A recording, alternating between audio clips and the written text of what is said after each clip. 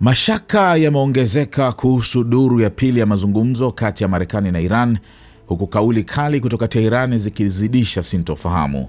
Mkuu wa mazungumzo wa Iran na spika wa bunge Mohammad Bagher Ghalibaf ameonyesha wasiwasi wake hadharani kuhusu uwezekano wa mazungumzo hayo kufanyika.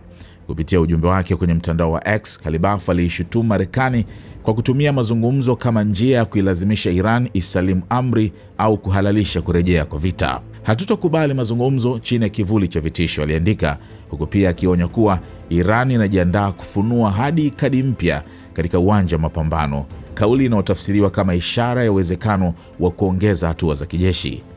Hata hivyo, juhudi za kidiplomasia zinaonekana kuendelea. Kwa mujibu wa ripoti ya Axios, makamu wa rais wa Marekani JD Vance anatarajiwa kusafiri kwenda Pakistan Jumanne hii kuongoza duru mpya ya mazungumzo na Iran. Ripoti hiyo inaeleza kuwa Vance ataambatana na wajumbe wa ngazi ya juu akiwemo Steve Witkoff pamoja na Jared Kushner.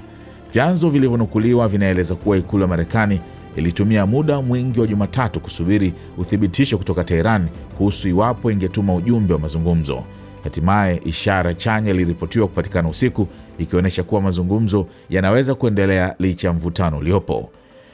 Hatua hiyo inaonyesha jinsi diplomasia kati ya pande hizi mbili ilivyo katika hali tete, huku mazungumzo yakining'inia kutokana na kutoaminiana na kauli kali zinazoendelea kutolewa.